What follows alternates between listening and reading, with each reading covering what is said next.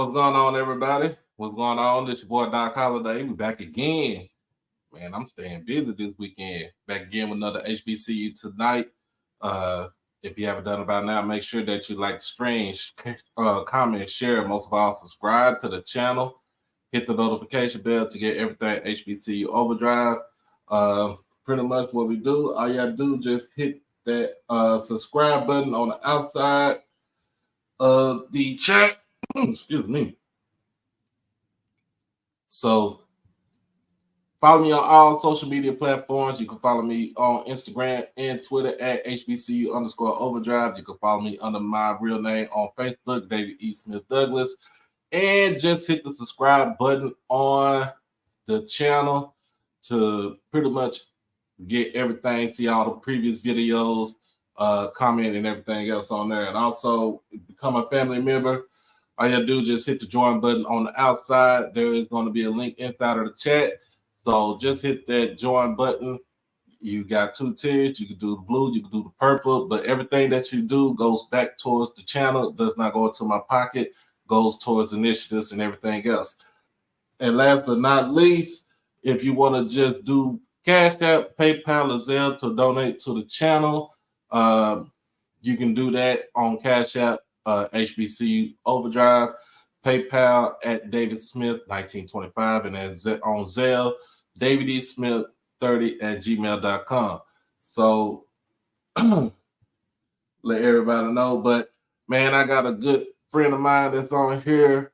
He is now the new head coach of Clark Atlanta, previously at Allen University. I have Coach Keaton on the line right now. What's going on, Coach? What's going on with you? How you doing, guy? I'm doing good. I'm doing good. See, now I finally got you on here, so because we be in that Twitter space and we talk about a whole bunch of stuff. We be on there for about 3 or 4 hours. So I gotta get you on here for at least 45 minutes. Well, I'm here with you. You got me tonight. You got me. It's the holidays. I just got back from Atlanta. I had 15 days in the A, and Atlanta don't owe me nothing but some sleep. I had to do a lot of work, so I'm excited to be here with you tonight. All right. But yeah, man, I did catch the game on Saturday, and I want to get your assessment on the game. Tell me what your full assessment on the game and what you think could have been different from both teams. I think it was a tale of two halves. I think that FAMU came out and kind of was, I guess, thought they were just going to show up and win. And kind of made a lot of mistakes, couldn't get the ball moving. Their quarterback was missing reads from time to time. I thought Howard really impressed me. First time in my life ever seeing Howard live, and I thought that Coach Scott did a tremendous job of having his guys ready to play. And then I saw in the second half where FAMU just came out and started bullying them. They just started bullying them. I think they just kind of took advantage of them. They got some plays here, plays there. I thought the game was very competitive. I thought the game was probably one of the best that's been played that went down to the wire, a couple leading changes. Both coaches did a really good job of representing HBCU football on a national stage. And shout out to the fans that came. I mean, the place was packed. We had the Georgia Dome at the Mercedes-Benz packed, and it was a live action. We even had the Vice President of the United States in the building. Oh yeah, I've seen that. I caught everything. I just wanted to see some more capable throws from Quinn Williams for Howard because that the way that the offense, he didn't step up in the pocket from what I was looking at. He doing more rollouts, and I understand. You're gonna go with what you with your play caller because it took you all far enough and it took you all the way to the Celebration Bowl. But I feel like it could have been a little bit more different. Like it could have been some wrinkles into the offense. And I think as far as in the second half, they didn't utilize the running backs a lot more because uh, pretty much Eden James was like gashing up for like 5-6 yards of carry. I just think that let me go back to you know on a step. I remember back in another space that we were on this call, and I told you had to be in particularly careful about FAMU's D line. They Hmm. probably had the most atrocious. So I could get whoever the play caller is for them trying to roll the pocket and get him out on the edge because those guys in a one-on-one situation could have probably dominated most of the time if they wanted to. And I think in the second half they FAMU's D line stopped, trying to just pass rush and they started protecting their gaps, which I could see it from the stand, the average fan not looking at that. So the run games wouldn't have been there. It would have just made him bounce it. They just particularly made it because of what you saw in the first half. He wasn't hitting many great throws. It was kind of like more check down throws. So what they say, we're gonna take the running back away from him and we're gonna Hmm. make him beat us with his arm. Yeah, and they did. And it was some calls in the second half. I knew when once the starting DB had went down for Howard, I was like, oh yeah, they about to go on this side right here. They about to go on his side where he was at, and next thing you knew, they threw he chucked He it was down the in field. he was in good position and he saw the other guy and he stopped backpedaling and went after him and let him go butt naked. I'm like, bro, you stay with the deep ball. What are you doing? But that's kids. An 18 to 22-year-old guy, in that situation, he just got thrown in. The Black College National Championship is packed in the building. I mean, he probably was over there chilling, like I gotta play today. And now he's still in that situation, and they went right at it. That's what Teddy Keaton would have did. I'm gonna find out if he can cover. Oh yeah. Um, let's get back to it, man. Let's go back to it. So 2023 Allen University, you had one of your best seasons by far this year, won 73. You pretty much had one of the best QBs in Division II HBCU football, and by far, I would say in HBCU football overall, in David Wright. What were your things as far as how you uh, got the team to gel and play, and to end up being at 73? Let's talk about this. Let's rewind the tape about the quarterback. He was Mm-hmm. number 7 in the country in Division II football in total offense. So that's where they measure a quarterback at. The guy, he was ahead of every black college quarterback in Division I. If Yep. you would go back and look at the tape, now these are facts. Men lie, women lie, but the numbers don't. Right. There's an area where I wish he could have got better at, and that was the interception piece. That's But correct. I got to give you the history. Our first year at Allen, we won 2 ball games. Mm-hmm. The second year, we won 3 games. The third year, we won 4. Then the fourth year, we went 1-9. We lost 5 games by a combined of 14 points. Right. If anybody watched that team grow over the past 5 years, you know why we went 7-3 the very next year. Those guys had the experience. It's called the process. I think that nobody expected us to get to that point. It was a bunch of continuity. I just can't give it all to David Wright, and a lot of people like to give David Wright that a lot of credit. But there were other guys around him that played and did things and helped him make plays. Bo Harrington as a running back, Mm-hmm. Andre at number 5, he played wide receiver. Amon Harris. A lot of those guys helped him become who he was. The O line, we don't give them enough credit, but they only gave up 21 sacks. And mind you, we dropped back 100 times more than anybody else did. So to give up 21 sacks, I give it half of it. I say you probably gave up 14 that was deserving. And a lot of times people bought pressure to try to get the ball out of David's hands because David's not a look at the check down first type guy. He's trying to go for your throat.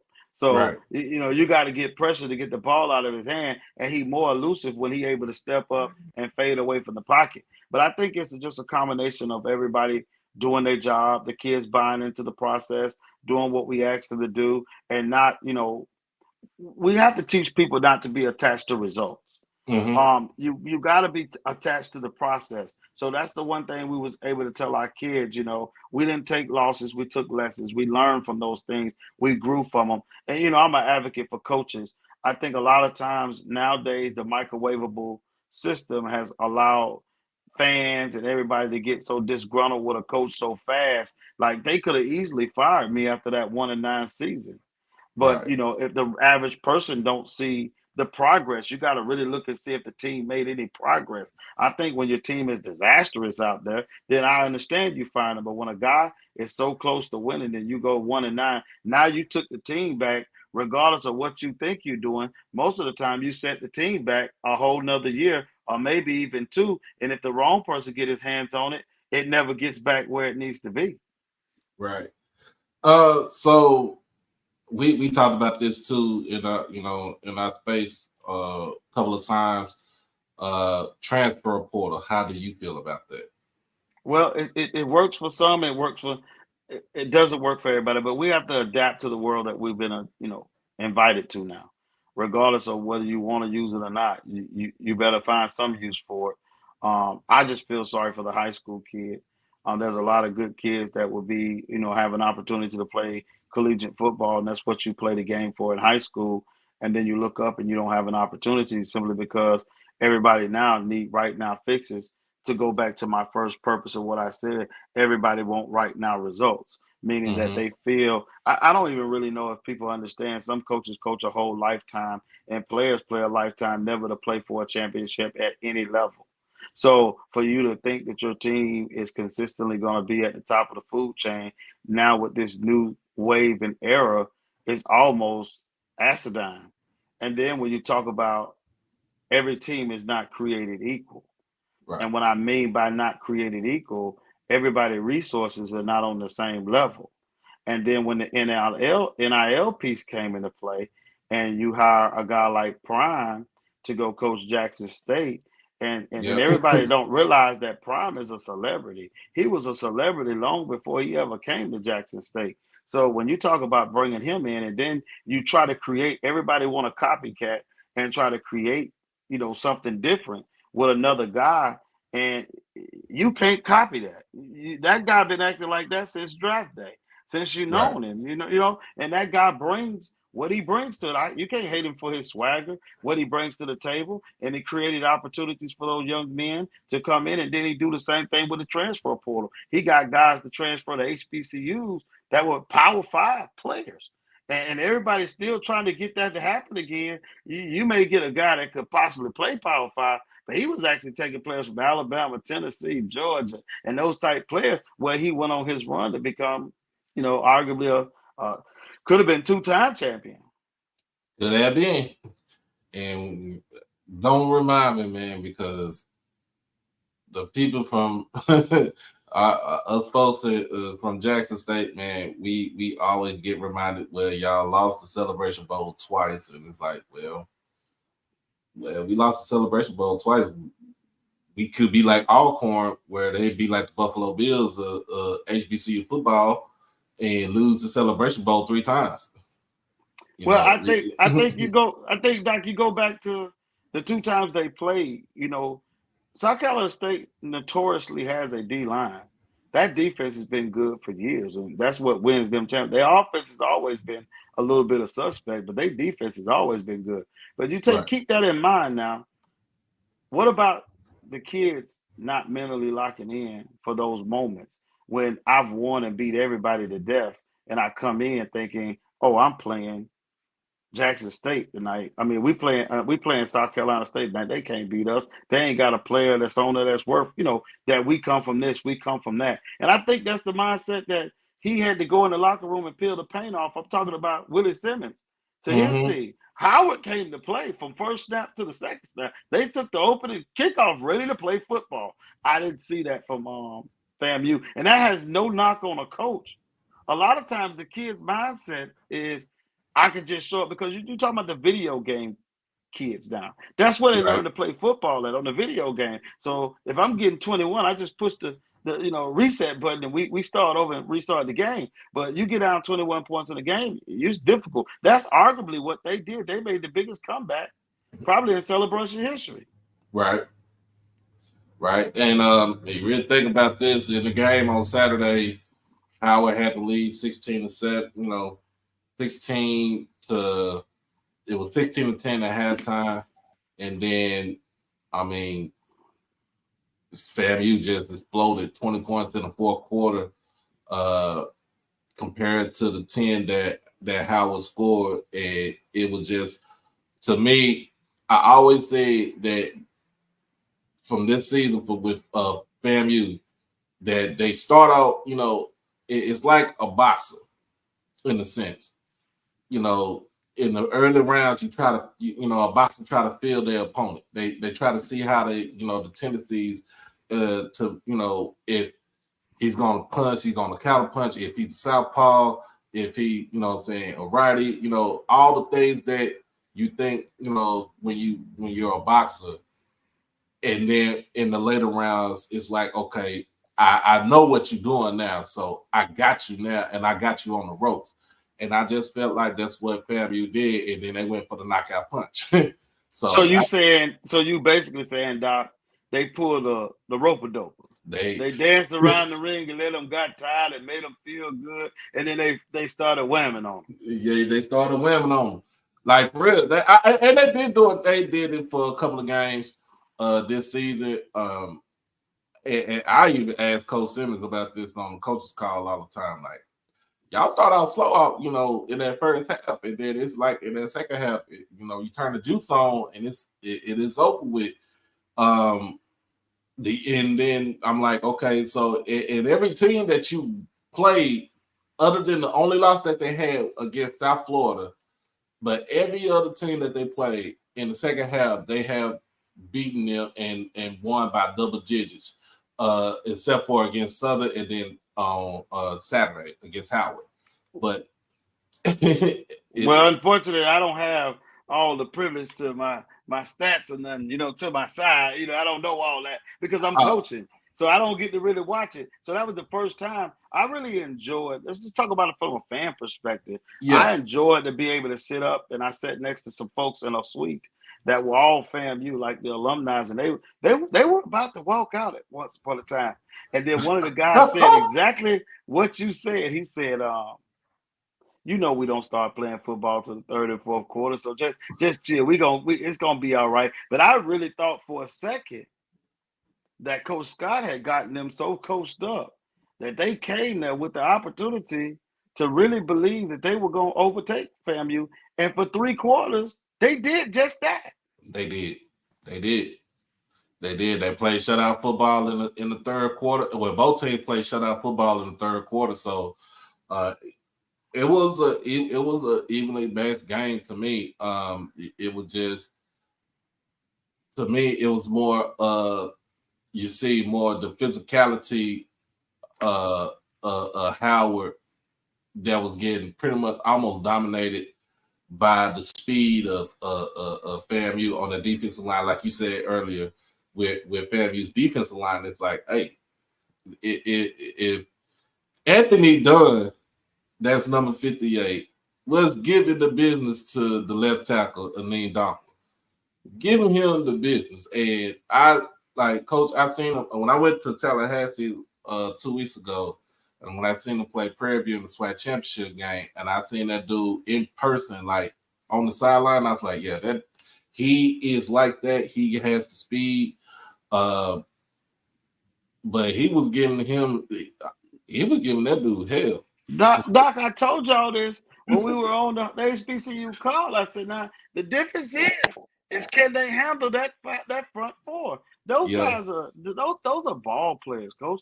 Every coach would dream just to have him, just him, just one. I'm just saying they got 3 or 4 of those guys, or maybe 2 more that come in off the bench that still can add value to what they're doing on it. That's a difficult task for any old line, and to try to do it for 60 minutes. Whoo! Mm-hmm. And it seems like 58 Motor just don't quit. It did not stop. Like, Any scout called me, I'm saying you got to go see number 58. I don't care. He deserves a look just off what I saw him do with my own eyes, not what I saw on the TV, because it's hard to catch some of that stuff on TV. It was one time he had him like, ugh, he just had him locked out. I was like, Jesus, y'all get a sub in there. He need a break. Somebody need to tag team for Oh man. So I have to talk about SIAC football. him. Gotcha.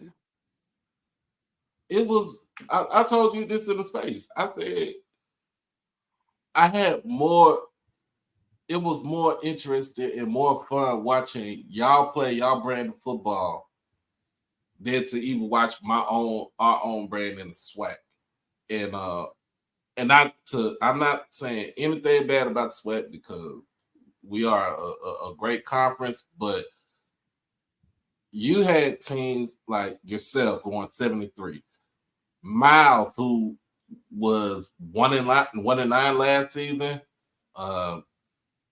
it goes 6-4 with Coach Shade. Of course, Tuskegee, Fort Valley, Albany State with new head coach with Quinn Gray coming in. You had Edward Waters with Coach Morgan having a remarkable season with his squad and stuff. And of course, the we all know the cream of the crop of that conference is Benedict, and it's like it's Benedict, then it's everybody else. But watching y'all the brand of football that y'all play was more interesting than watching some SWAC games this season for me. Well, let me I tell you what made our league exciting, and what has done it for a while, Doc, is simply is that we're wide open, offenses and defenses. So what made Barry and made it difficult for us to stop him in 2 years is that he came with a 12, a 13 personnel, 22, 21 mm-hmm. type personnel. We haven't seen that in years in the SIAC. So now he was lining up with those tight ends. And, a lot of kids at D2, especially us schools like myself that's not created equally, you end up with hybrid type kids.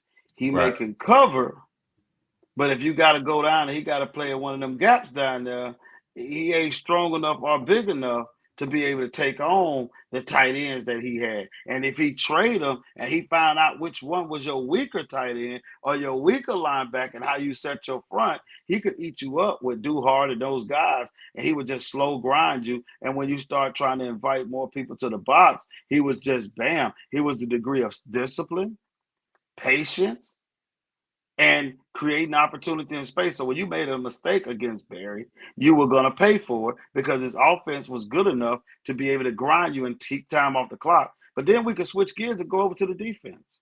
I mean, he Mm-hmm. probably arguably had the best front four in our league, and they would straight control you that you could run the ball. So he made you become one dimensional. And if you got the one dimensional, he would come with twist stunts and games. And now I think Jordan O'Donnell, my hat goes off to him because he doesn't get the credit or the flowers he get for what he was able to construct at Benedict and do some real great things with the pieces he had. Um, they were dominant defense. I mean, straight Yeah. dominant, and then they shut a lot of people down. I think arguably us, Miles, and Benedict were probably the three toughest teams. After I go back and I assess a season, we lost the Benedict bad simply because when you have 5 turnovers, you're gonna lose to them bad. We couldn't run the ball. My line is just haven't developed to that point where we can line up and push those 4D linemen off the ball. And it's a little guy from Keaton High School, and I see him every time I see him. I tell him I'm gonna buy him a steak, wherever he wanted from, because I mean he whooped every lineman I had across the board. Sort of like what's that was doing over at. I was looking like Howard over there, and I couldn't get my guys to lock on to him. He was just having his way. He was having his way with us. So I think that, and I think what me and Sam Shade did was there's not many teams that could take teams from 1-9 to 7-3. Most people underestimate how difficult it is to win 7 games when you play in 10 straight games. Right. with no break, and they all conference match. And each week you got to get your team focused to be able to play and do the things that you need to do consistently to play winning football.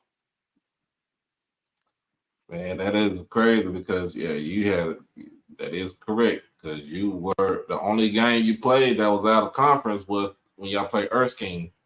That's right. And y'all beat them at the first game of the season.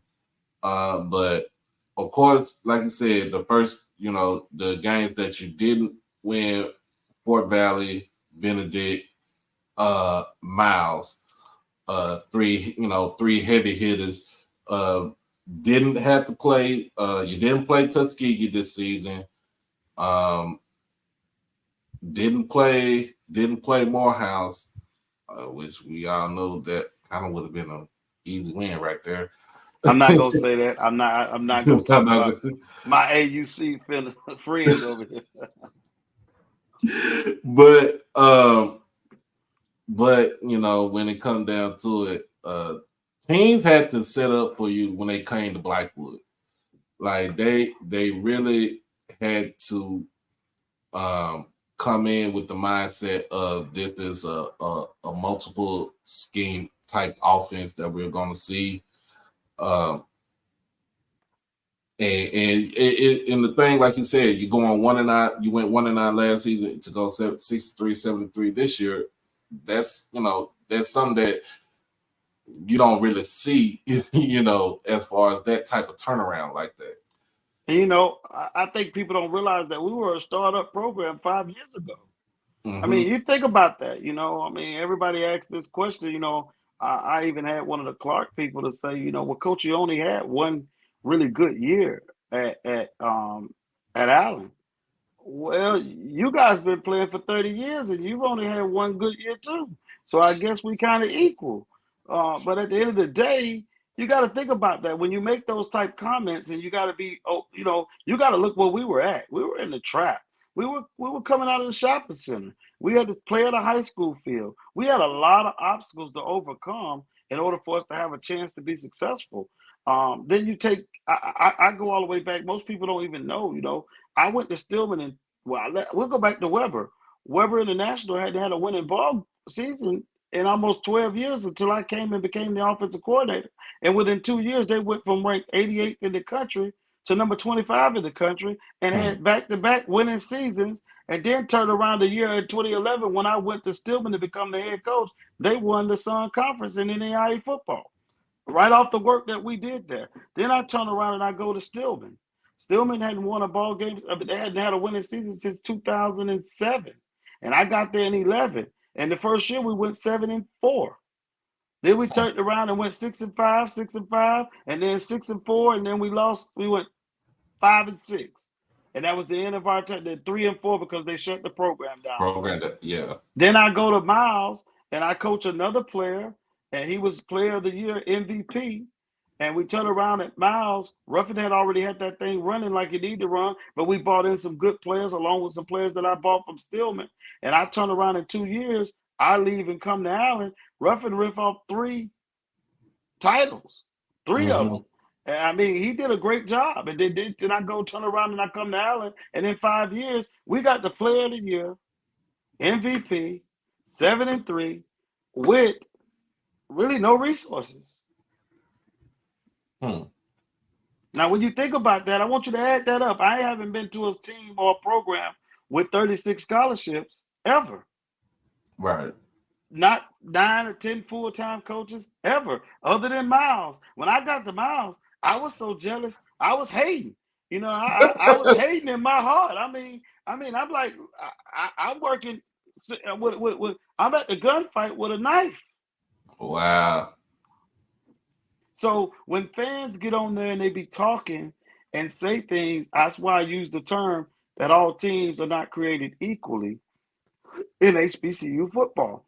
And that's not to say it in a negative tone or a negative way, because we all know we struggle to gain the resources that we got. They do enough for the situation they in. And some teams just want to be competitive. They're not looking to win a championship. Now, the fans want to win a championship, but what's being said behind closed doors is we just want you to be competitive. Right. because most of our teams are used to drive enrollment to bring football is the front porch of any institution, and back in early times, most people didn't come to see the football team; they came to see the band play.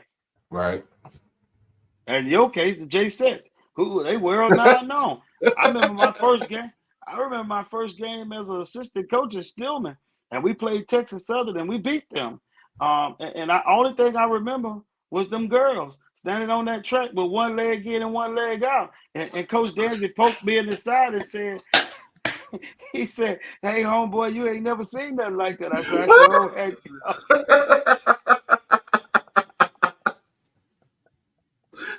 Oh man. Man, oh man. So now you get the call to Clark Atlanta and you become the head coach for Clark Atlanta University. Um, tell everybody how it has been since you got that call. Let me tell you something. I feel like I done walked into heaven. I don't know how they 0-10 and how they not winning. I mean, I really don't know. I mean, I haven't figured that piece out yet. But I'm sure after I dig around in 15 days in Atlanta, I think they have some good football players. We played them. Um, we only lost to they lost to us by one touchdown. But I think that they got some young talent. So now you ask that question about that transfer portal. Well, yeah, I'm gonna have to utilize that transfer portal. So I didn't pull, and I don't want to make it seem I'm throwing any shots at Dion because I respect everything that Dion's did for HBCU football and what he's doing currently for Colorado. It's just a process to what he's doing. But I didn't come in and tell everybody I was going, they had to go. I just didn't feel like it was fair to those kids that I don't really know y'all. I think we should get through the spring and let me evaluate to make sure I keep all the good pieces that may be there and then Right. turn around. And if guys just don't make it, I'll have a conversation with you and we may part our ways and you find something else for you to do. And then that's when I'll go shopping in our great big world, the transfer portal, because people don't know it's 2 seasons of the transfer portal.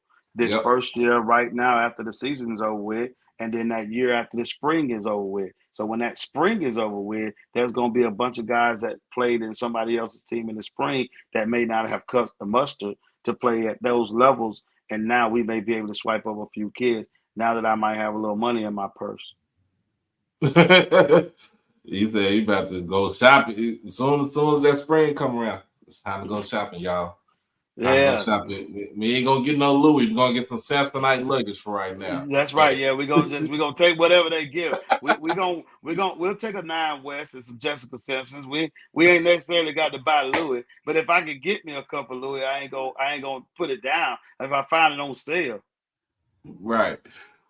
So what are some of the, in your opinion, what are some of the hardships that you see with uh, this CAU program right now?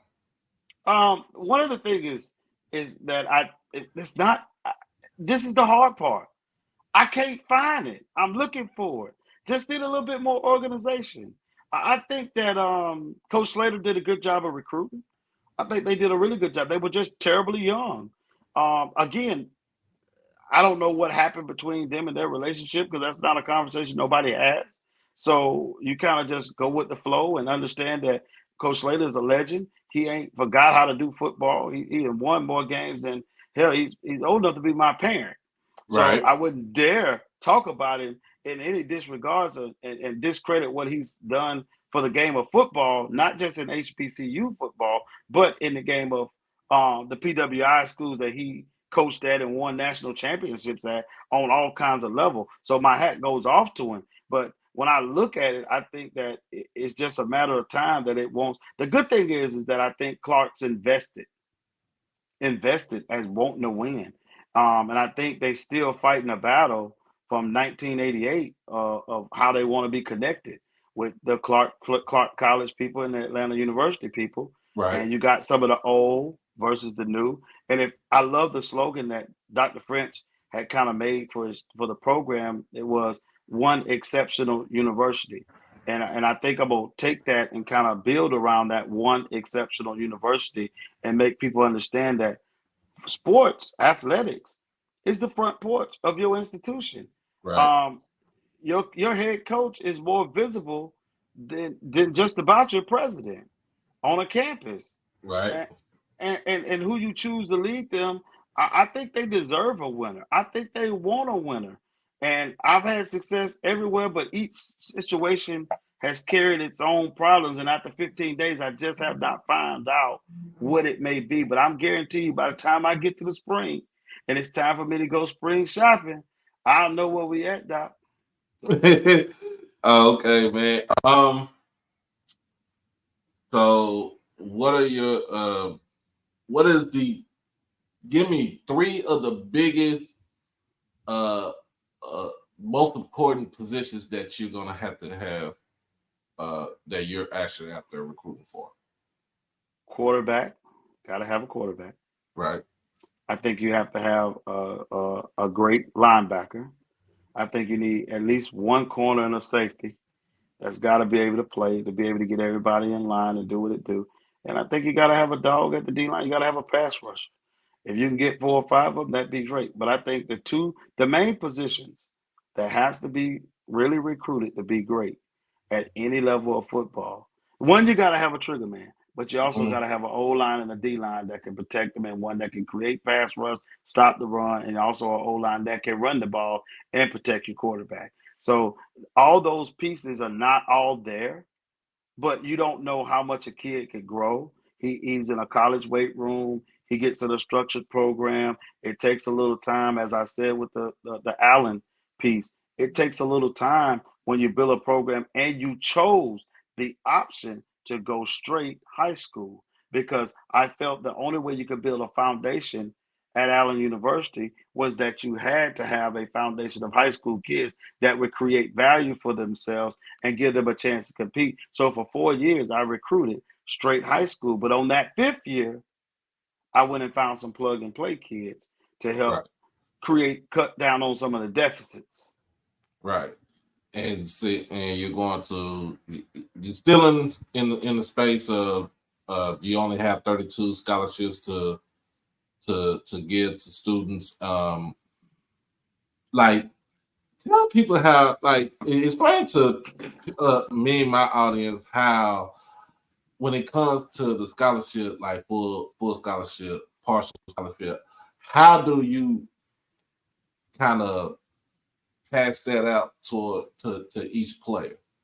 Well, what you do is the D2 model is that the school gets some and athletics get some and the kid gets some. So you most people are not on a full scholarship at a Division 2 level. So what really tends to happen is that I may give him half of whatever I think he deserves. You know, you put them on tiers wherever you feel they ranking. I feel there's actually probably not many players on the Division 2 level that truly deserves a full ride. I think that it's a reward system. My quarterback comes in, he gives me the numbers he gives. Okay, I pay you a little bit of more money to help you take care of a bill or a loan, but it's an investment from both segments. So if you was at Jackson State, they still use similar models the same way. They're not just Mm-hmm. out there giving out full rides to everybody because if you miss on a full ride, let's just put it like this. If I'm recruiting Doc Holliday and I think Doc did great in high school, but I give Doc a full ride, and Doc comes there, he does everything Doc's supposed to do. Doc goes out there, he's a contributor, but he ain't no playmaker, but he a contributor. How can you go in and tell him you're going to take his money? You really can't. And now he's gonna go and he's gonna appeal because he shows up for the weight room. He goes to class. He does his lessons. He don't do anything to disrupt the program. But you gave him a full ride. But you know it might be another kid that with that full ride, I could have got 3 kids for the price of one. Right. And I can reward one if I miss on a kid that I only gave a little bit to. It really doesn't hurt me as bad when I didn't sit out there and gave people full rides. And I don't like giving 3 backup quarterbacks a full ride. For what? You're giving him a full ride that you might not never let him play. And you will never know what he can do other than that practice. And then now with the transfer portal, What is he gonna do? He gonna get his free education, get his coaching, play at practice, and then get him some practice film together, and he gonna call anybody he can find that might need a quarterback that next year. Right. I hope that Right. was. I hope that you got what I'm saying. Oh, I really got what you're saying because I really want to understand when it comes down to the scholarship. Because it was something like I was thinking about it, and it was something what Prime was saying that he was giving half scholarships and stuff, and a lot of people when he was at Jackson, and a lot of people was at Orange. Like, I mean, he is the head coach, so he can kind of utilize it to get the players that he needs to get in, to come into the program, give him at least a full or a partial or something, a 2-for-1, a 3-for-1. He has to do something to make the team competitive. Because I'm like, when it comes down to it, just like with your situation, you was at Allen, y'all were 1-9. Okay, how am I going to turn this around from being 1-9 to having having at least a decent or a winning season? And that's Well, you got to think every year you got to reevaluate your team. Let's go back to what you talked about with the transfer portal. You have to re-recruit your team before you recruit anybody else. right. So as soon as the season is over with, you got to spend time talking to them about what their goals, their dreams, and you got to talk about where you see them at. And that conversation still may not keep somebody there. Mm-hmm. But I think it's important that you re-recruit your team, and then now you know what you got coming back. But you got to also hope that everybody does their job in the spring and go to class and don't flunk out, and everything got to fall into place. And like I said, what happened there was just a bit of everybody kind of just fell into place. Everybody did what they were supposed to do, and the people that we tried to pick up that may have been in my Fred Sanford folks voice, what may be trash to you may be a luxury to me because he might fit perfectly in what we're doing. So I think the transfer portal is a double-edged sword. Like, Mm-hmm. you could either get some good, or if he was trash where he was at, and he may be trash where you get him. It's just never. It's a gamble. So everything you're doing in that transfer portal is a gamble. But when you as a fan see it, Doc, oh, we got this kid from Alabama. He's supposed to be the greatest player in the world. Everybody don't get Yeah. a Everybody don't get a Travis Hunter. Shador Who was a knows? D1. Shador was a D1 kid before he ever went to Colorado. He just chose to go because his daddy was there. But he Mm-hmm. probably made the right choice because he had an opportunity to play for his daddy that he knew he was going to get a chance to be the quarterback. So he left and went to Colorado with his daddy because he knew he was going to have a chance to compete for that. And I don't think Deion gave him anything. I think he had to earn it because he probably you're harder on your quarterback than you are anybody else you is on the team because you need Right. him to lead you. That's a lot of trust with that position. Right. And I know how you Jackson folks are. I mean, you guys are. I mean, if you just hop into a message board group and you just be trying to, get in the comments and see what they saying, be like, "Ooh, I don't want that job." That's pressure right there. Now, that's pressure. TC pressure every night when he come in the building because you think about he had to follow in the shoes of a great. So everybody's comparing. You got half of y'all supported because he come from Jackson State, and then you got the other folks that still mad that Deion left. Well, we got to move on. And Yeah. then one more thing, Doc, you got to also get past these people who that's still living in the old days of thinking about what Jackson State used to be because of nowadays kids and black colleges not, it's getting back to where the kids want to come back to us because we got a brand of football that's exciting. But they don't understand you ain't getting all those legends you had at one point in time on the field. Mm, I like that. I like that. You know what though? I think I said this too a couple times in the space. I said we're not gonna we're not gonna get the Eddie Robinsons of the world to come back to Grambling. We're not gonna get the Marito Cousins from Alcorn. We're not gonna get the W.C. Gordon or the Big John Merritt, that was at Jackson State. We're not gonna get Pete Richardson down in Southern. We not gonna get or Jake Gaither coming in and to FAMU. We're not gonna get these coaches to come in like this in this new world because they was at these schools 20, 30, 40, 50 years. Correct. You lucky that you get a coach for at least 2 good years. And if he on the 3rd year, and if he ain't doing what he's supposed to do with the team, then it ain't up to nobody but like, hey, it was good with what you done for the school, but we're gonna have to move on. That's how y'all treat us now. That's how y'all treat us. And I'm like this. I'm always like this. To be a successful, just like you said, to build a successful football program, you gotta have at least 3 to 4 years. So you gotta have that 3 to 4 year commitment with a coach, and you have to kind of try to see the vision through, because you gotta make sure, and you're gonna have to take the lumps that come with it, because there's going to be some growing pains with this thing, and it's also going to be some, going to be some tough losses with it, with this thing also. For example, we talked about this last time with Hugh Jackson getting let go from Grambling, and I'm like, okay, his first season at Grambling, they was 3-8. He had a lot of kids that was not buying into the program. He had a lot of knuckleheads, so he had to kind of clean the program up from what we had, they had with Broderick Files. Not saying that Broderick Files was a bad head coach or anything like that, but you got players on your team that ain't doing what they're supposed to do. What am I going to do? Clean up the program?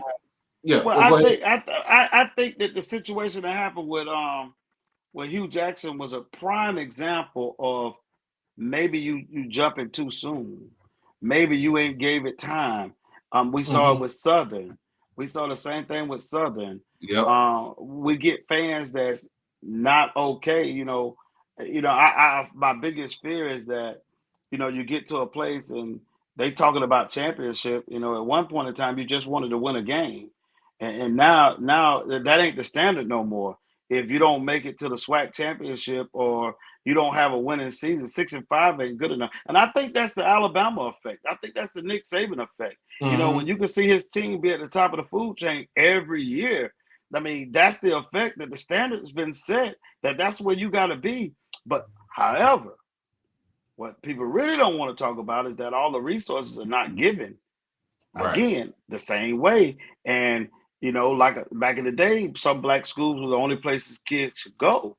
Now there's enough football teams around, from the NAIA level to the D3 level to every other level, that most people don't know. 2 of those D linemen that came from Benedict were NAIA football players and came to D2 and wreck shop. Well, it's what happened because of the portal. Nobody recruited them. NAIA ain't looking at no portal. They getting the high school kids. So now you get kids that could have played Division II or possibly 1AA, and they land on your field. Right. So right. I get frustrated with that, Doc. I think that sometimes people and I'm not just saying that as a coach. I think you have to really evaluate the team, and you got to watch this.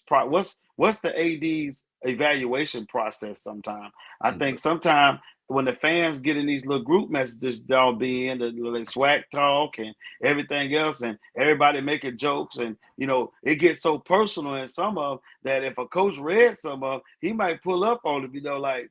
You ain't gonna be talking.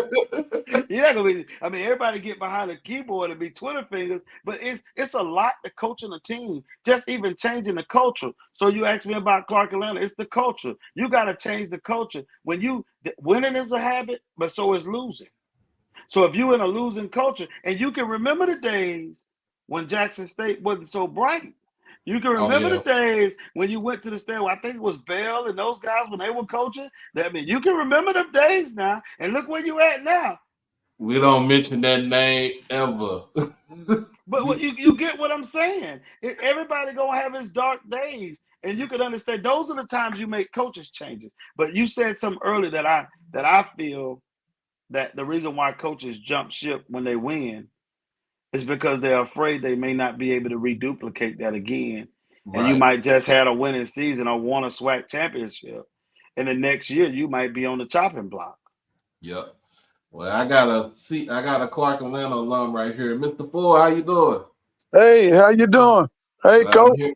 How you doing, Mr. Ford? All right, all right. I had a question for you. Go ahead.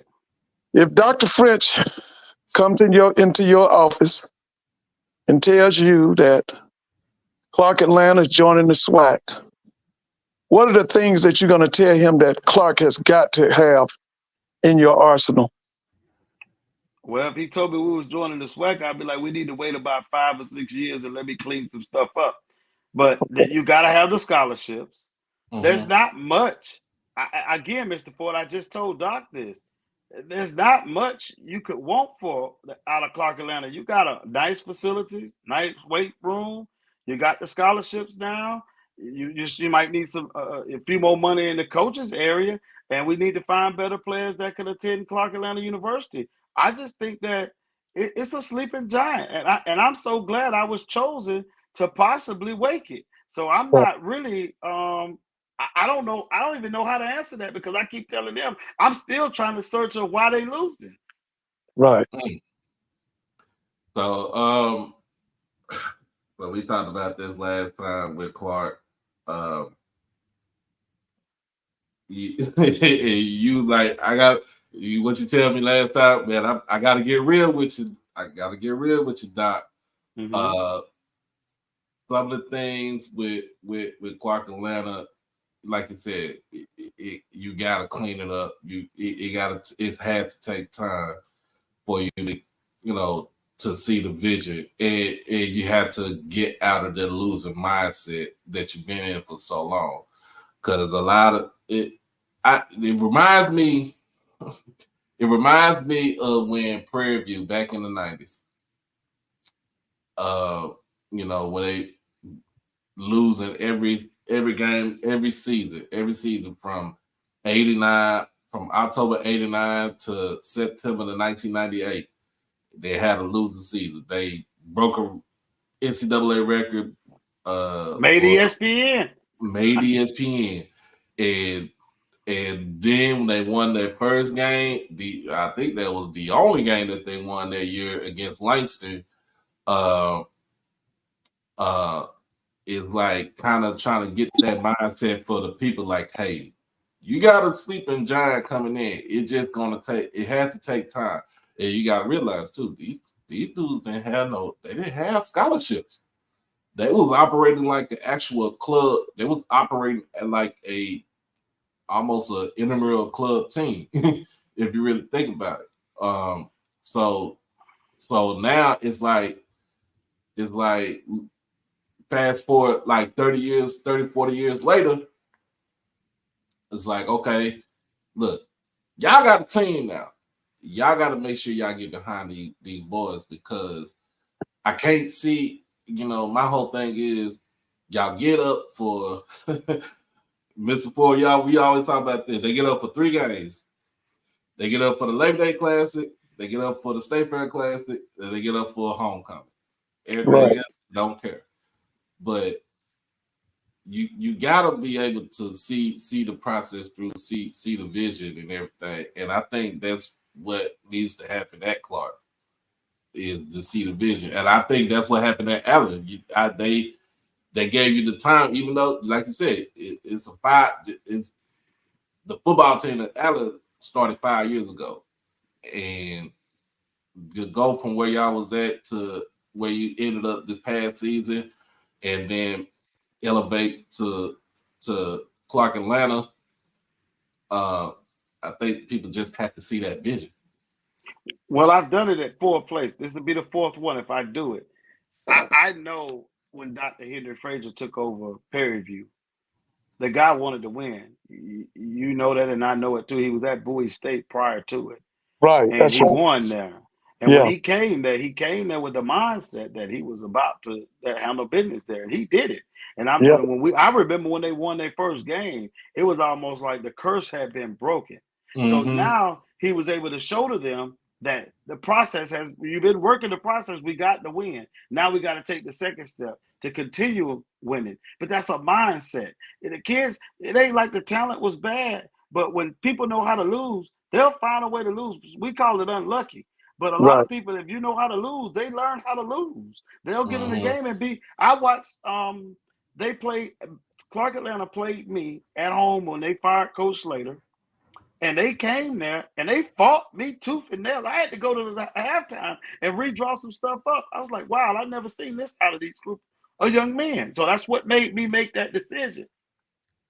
When I took the job to say that I need to really evaluate what's good and get rid of what's bad and find players that want to play with that group that played again. The last 3 ball games, they played really good football. So here's what I say to them, except for the Morehouse game. I think they had cashed it out by then.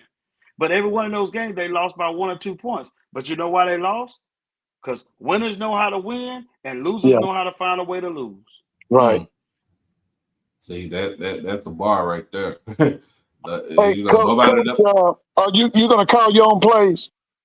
No, this time I'm going to have to manage a team. Okay, now See, who are your offensive and defense coordinators? my defensive coordinator is LC Cole. My offensive You got coordinator is LC? yes, sir. Yes, sir. Yeah. LC is Oh, Coach, you finna. Oh yeah, baby. You listen. I go way back with LC. LC was trained by Pete Richardson. LC them from Dayton, Ohio. that's They right. come That's from a high the school called Dunbar High. I know it. Yeah. Legendary. We went Oh there Lord, I last didn't year. know you. Oh, you going deep? Well, yeah, you Uh, so swag. Who's your offense coordinator? Marvin Cunningham. You wouldn't know who he is. He played at Troy, Okay, but Marvin what years was he at Troy? a long time ago. I Now he told played him. for Chan Gailey. He played for the other guy. He's 48. So he played for what's the guy at Troy that just retired, Blakeney. He Yeah, played for Larry Larry Barkley. Blakeney. Yeah, he played for Larry. So And then he know Coach Shannon then. Coach hold Shannon on was now. Blakeney's offensive coordinator. He transferred from there and finished his career over at Jackson State. Okay, what's his name again? Marvin Cunningham. He from What year Evergreen, did? Alabama. I don't remember. I don't know all that. Yeah, I had I to know go dig it Evergreen. up. Yeah. Yeah, but he's a good. Let's say this. I've been training him, and Okay. he's coached high school football for a while. And I'm Right. excited about giving him the keys to the car because he has an ability to be able to identify talent, break it Right. down real well. So this year he done a lot of good work for both sides of the football at Allen. And so Right. when I got the job at there, I said LC, and then I got EJ Jr. with me too. You got Played it. university. Oh, Coach, you know went. Yeah, I knew his daddy. Yeah, I knew his yeah. daddy. Well, like I said, in order for you to win, you got to bring winners with you. Oh, you got winners. You got And winners. those guys, first of all, those 2 guys that's calling the plays and working both sides of the ball, all of them been head coaches.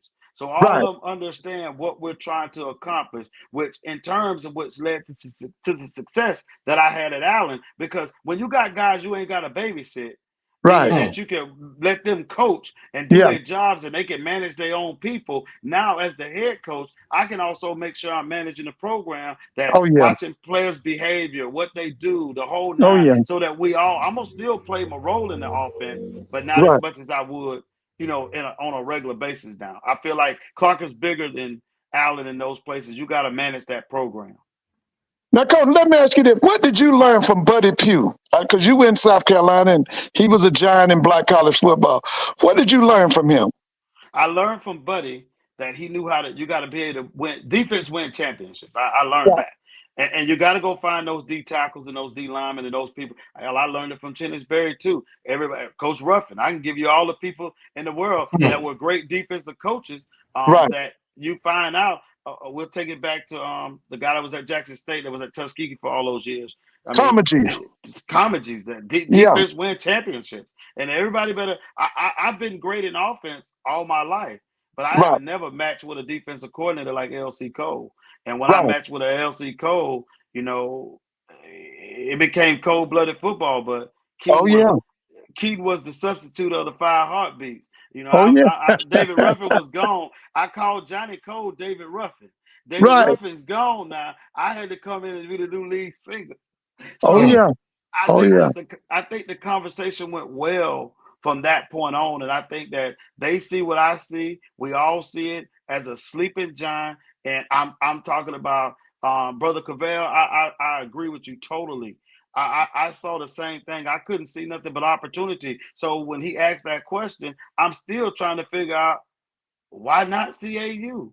I mean, the Right. campus is beautiful. Everything around you can sell Atlanta all day. I don't Oh need yeah. to sell Atlanta. I could just sell the AU Center. So Oh yeah. I just really excited about the opportunity, and I'm just blessed beyond all measures to be the guy that they chose to do it. Right. Right. And I bought my bag. So you asked me about my luggage. Now that's my Louis right there. That's that old Louis bag there. Oh yeah. Oh They yeah. six. Oh yeah. Oh yeah. Yeah, that's the missus right there, man. That's the wife. She plugged in and said, Mr. Ford know everybody. Well, Mr. listen, Ford know. now how many staff members are you going? How many assistants are you going to be allotted? Well, it's 1, 2, 3, 4, 5, 6 that I can 6. pay, Okay. and then I got some guys in the area that I know that played some major college football that Okay. work in high schools that we're gonna pull and plug and put them in there too, Okay. and that gives the kids to see. I hate to do it this way, but it kind of works for me. Right. Those guys that come in the afternoon, long as I got my 2 coordinates, I'm used to working with small staffs, being around the people that do majority of the work are the ones Right. that's in the office. So the Right. other guys, we just need them to be able to manage their position and do what they need to do. Like we just got off a recruiting meeting and doing those things, and we're trying to figure those plug. We all in the portal right now, trying to find guys that may be able to plug and play, especially in the D line, O line area, and Right. hopefully my quarterback. He said he's coming, and I hope he does. And if he don't, we still got to have an answer in case he doesn't decide to come with us. Now, as far as percentages, Deion Sanders said 40% transfer portal, 40% junior college, 20% high school. What's your formula? That ain't my formula. My formula has Okay. always been the high school first. So about I'm a 60%? What we talking? huh? About Now 60% high school? about 60. You know why I believe in that, and I don't know. I might have to change my formula because I've never had the seat that Dion sat in. So I don't know what that formula may work for him. But what's Right. worked for me is always getting the high school kids involved because they help grow. And if you get some upperclassmen going to the transfer portal, now I still got some high school kids that I can still develop that turn into great football players. And now because no coach is taking the high school kids, I get the shot for some of the better players that may be instant impacts on a team. Right. Okay. Okay. Okay. So I So don't have a so to answer your question, Mr. Ford, I Uh, don't have a formula that I have fixated on yet, but right. maybe as I grow and go into this level, because let's be real, Mr. Ford, Clark Atlanta has the vibe of a Division I football program. Okay. The following of it, I told the team when I met with them, you guys were 0-10, 0-9 when you got the homecoming, and 19,000 people showed up to see you. Yeah. Yeah. Them people deserve something. Oh yeah. Right or wrong, Mr. Ford? Oh yeah. I was one of them 19,000. I mean, I was 6-1 at Allen for homecoming, and I was playing Edward Waters, and we may had 1,200 people that didn't even clap when they called us out the center. Right. Right. My point of saying that is, I mean, if some people gonna show up to see you, give them something to see. Well, Coach, let me ask you this question now, just straight off the top of your head. Do you need $500,000 for your program, $1 million, $2 million, or $3 million? What you need for your program in dollars? I need $3 million. I'm always gonna ask for the high. Right, right, okay. but I won't spend all three. I'll be trying to make it work. I mean, they have done a good job of providing resources for that program. I mean, I guess I came from the Poe House, So I don't understand what bad look like. Everything I see is like, man, y'all got racks with labels on it. You got your locker room. It look good. It might need to redo the lockers, because they're a little old, throw back. Right. But everything else is like, bro, you got new uniforms. You got all the bells and whistles you need. And I'm thinking to myself, like, why aren't they winning? Right. Mm. Oh, yeah. Oh, I got a question for you, Coach. When are you gonna hold walk-on tryouts? That's TBA. I mean, that's to be announced. I'm gonna probably around the March area time. I'm still drawing out. We don't make decisions by ourselves. I got some senior advisors with Coach Cole and Coach EJ and Coach Cunningham and Kenatron Stork that played DB at South Carolina. He's my DB coach at Allen. Those guys, we all communicate together and we come up with a plan on how we're gonna do things. Even though there's a lot of experience around that table, I think we respect each other's thought process because one person may see it differently than I may see it. Right. Okay. Oh, yeah.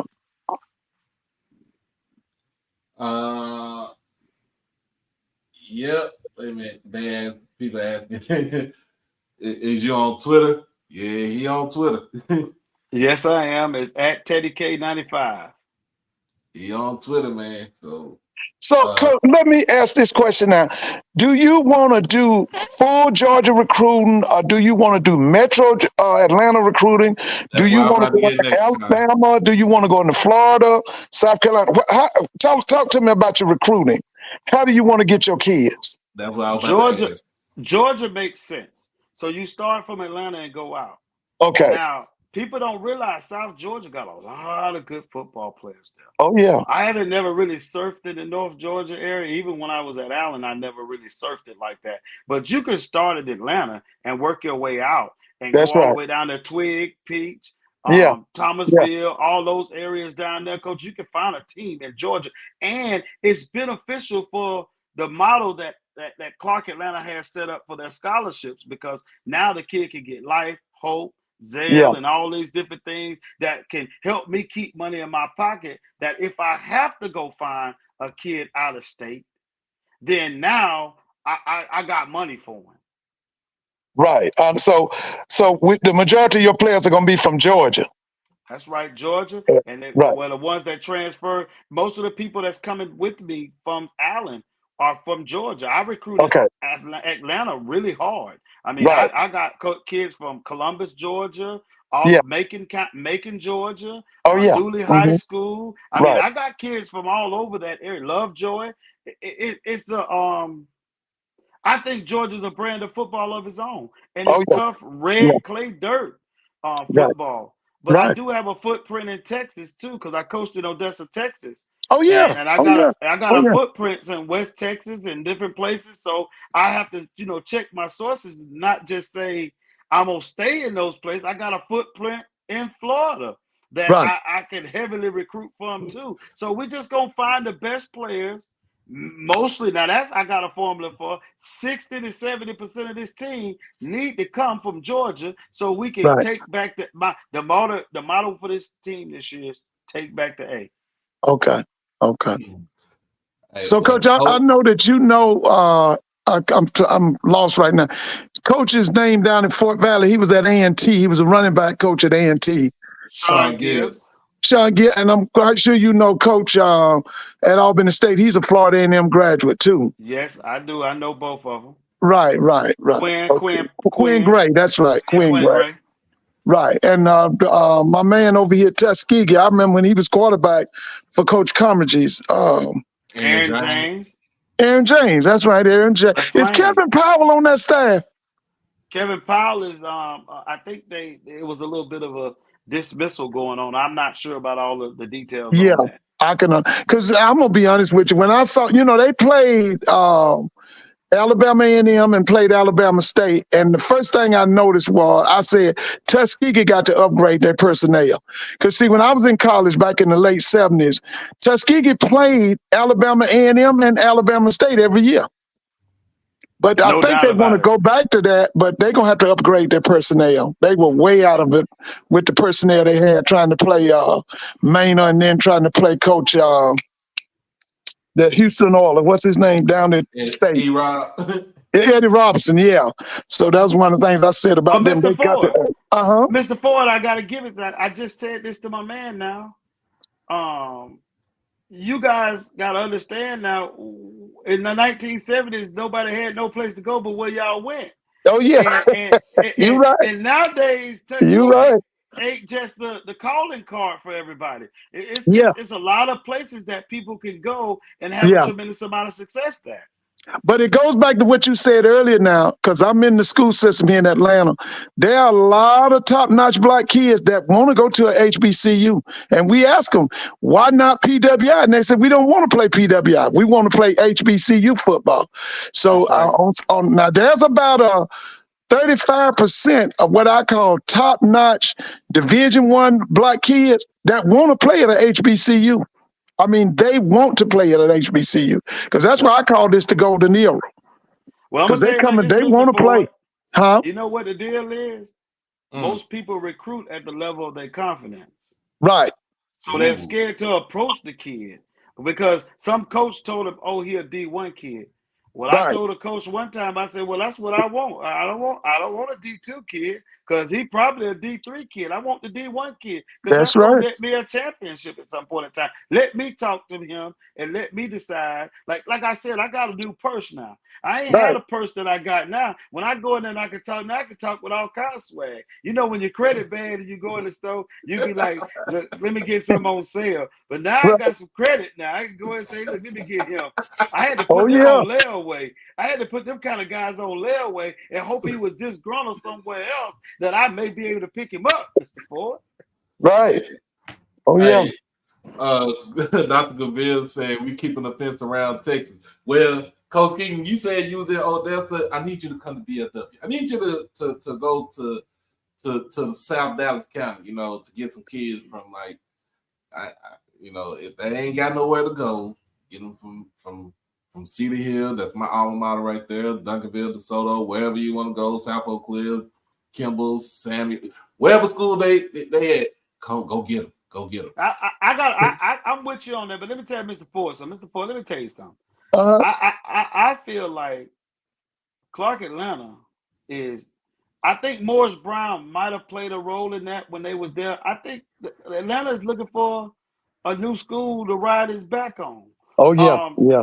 Yeah. they treated me like, I felt like I was a celebrity for a minute there when I got there because Right. everybody just was so happy that most of the coaches in the high school, I know a lot of them, they know me. Right. I've been around a long time. I just I really wish, and my prayer, my dream is that we could get as many kids from Atlanta to stay in Atlanta Right. and take back Atlanta. And I Right. mean that.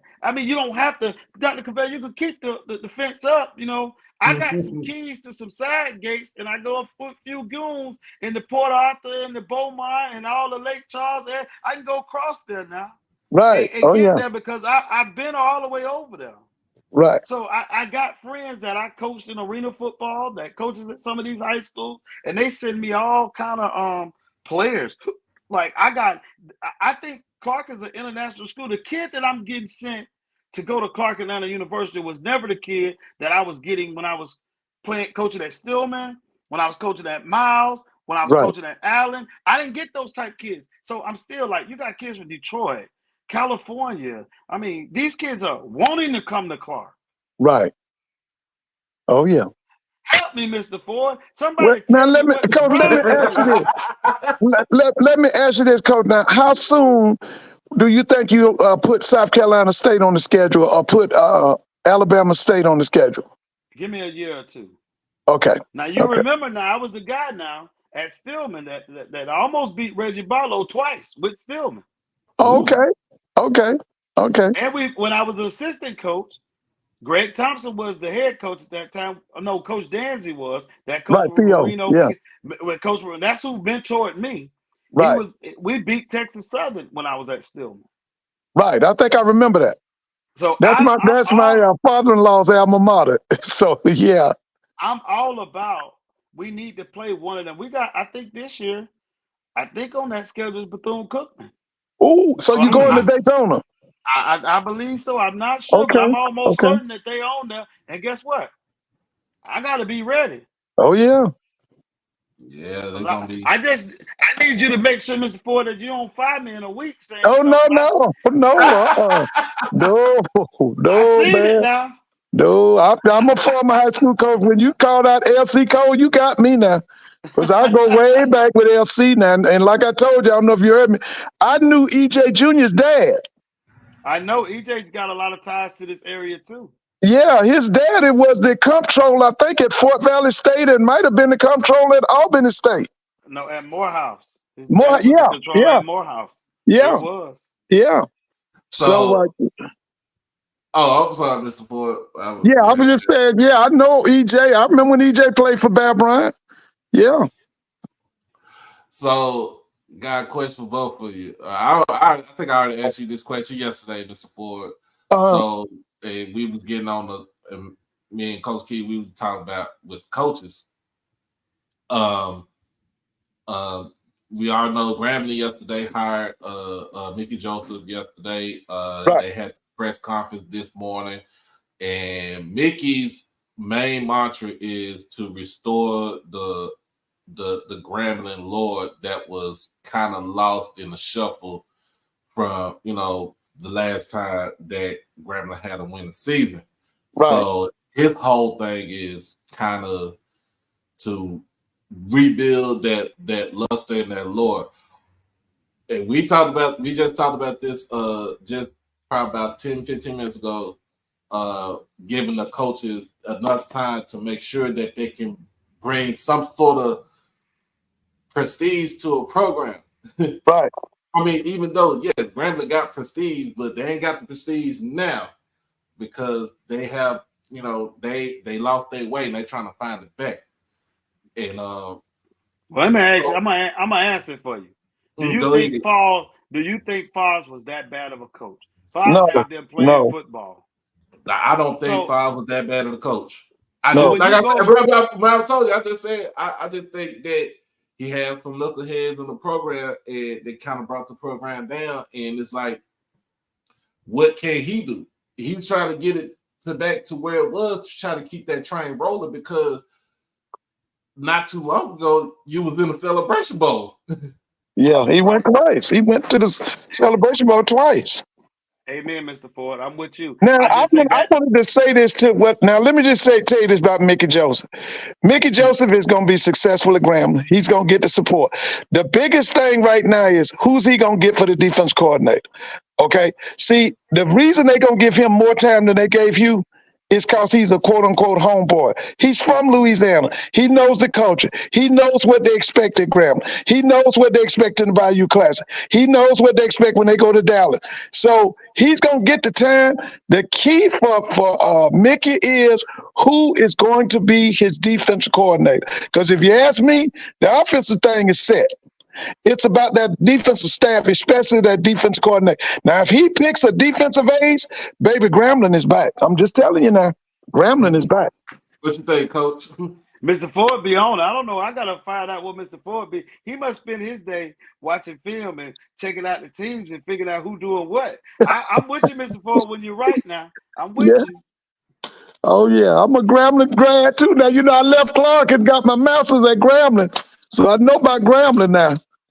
I was down there. We used to call it the woods. I was down there in the woods now. It ain't changed. Yeah.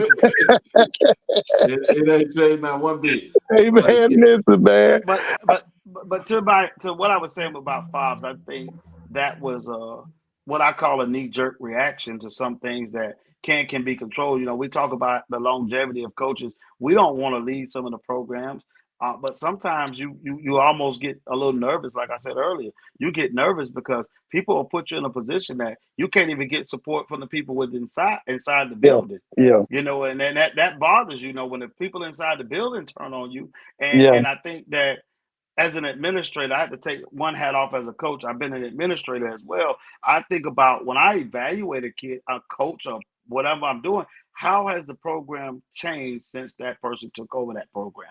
And be realistic about where it was at when you gave them the keys to it. Right. Oh, yeah. That's being fair now. And Oh, yeah. I don't think everybody they see some hot guy, Jackson State.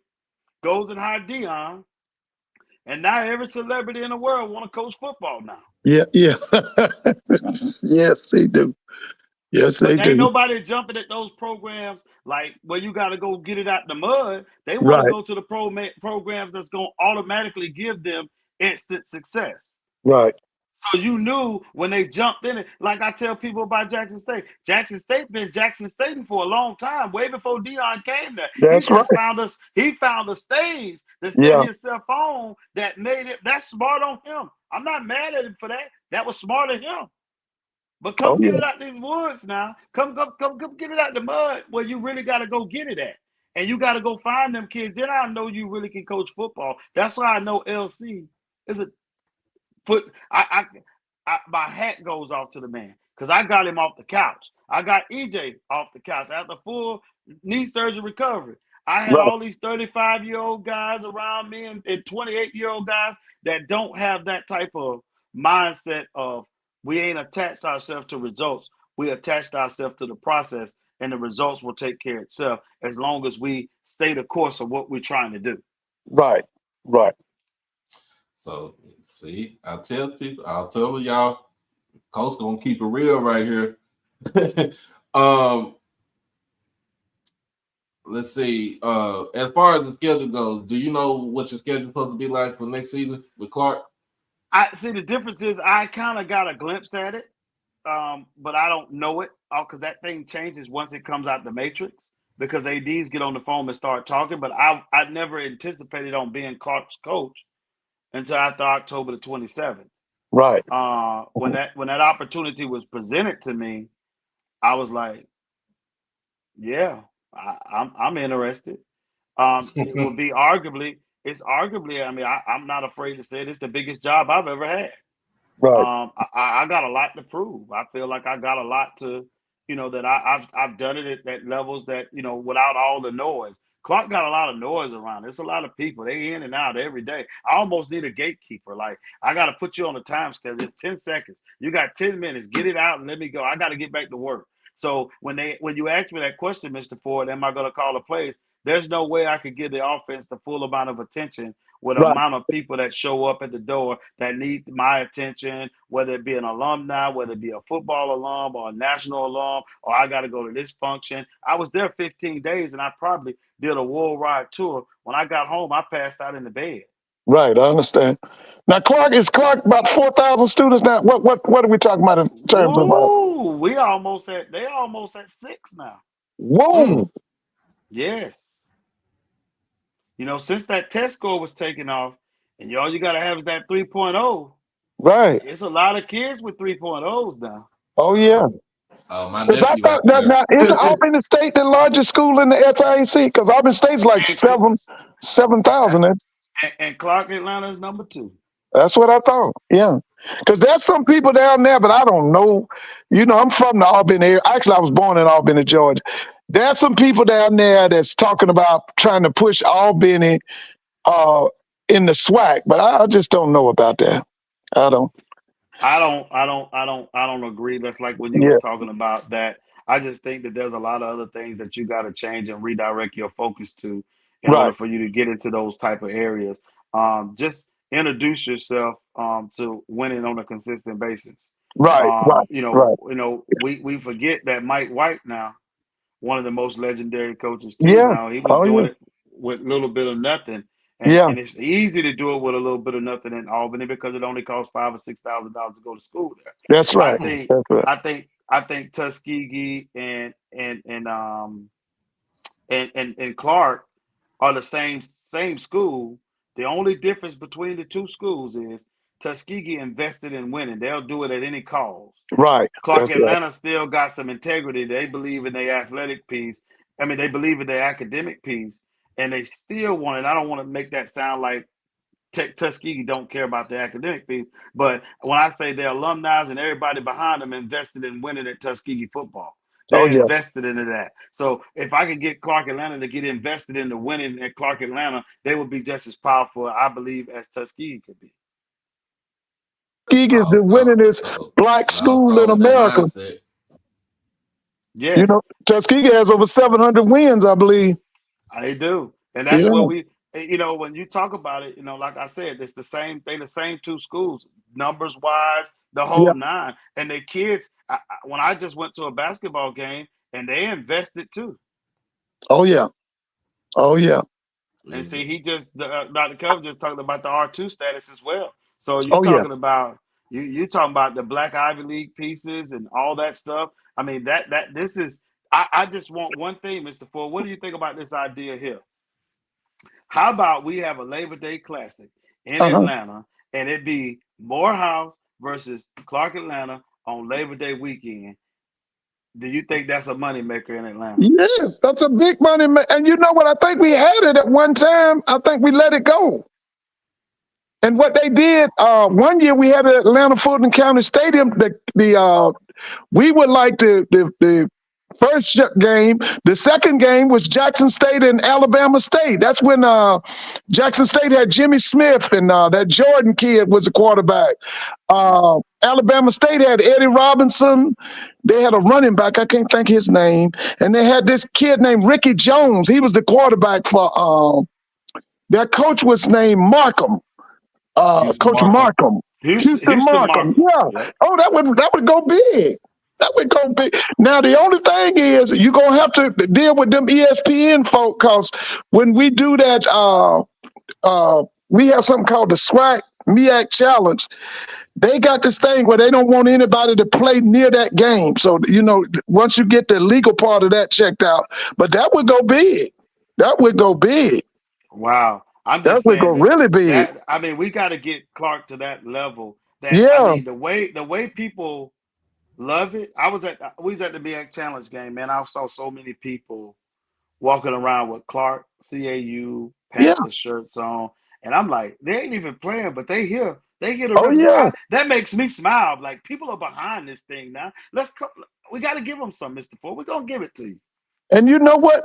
Now the killer would be if you either had that game at Georgia State or in the Dome. That would be the killer. I think Now you have Georgia to State Georgia would probably State. be the most affordable, but listen, that's a great idea. To have that as the first game, Clark against Morehouse, Labor Day weekend, you got all these people coming into town. Oh, that would be big. That I would think so be too. big. Got a question for you, Mr. Ford. Uh-huh. Bryson Bradford said, as a G-man, why do you think Grambling let Coach Bobs go? He was Robinson's son, a man of God. He knew the area and loved the school. What do you think about that? Well, Coach just answered it. Some people just got into their feelings, and I'm gonna be honest with you. This is the truth. See, you got people who make key decisions, don't know a damn thing about athletics. And that even happens at our Gremlins, our Jacksons, our Florida A&Ms.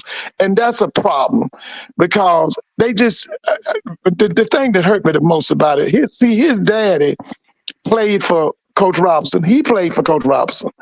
And the way that they did him, they fired him before he could even complete the season. See, this what happened with him.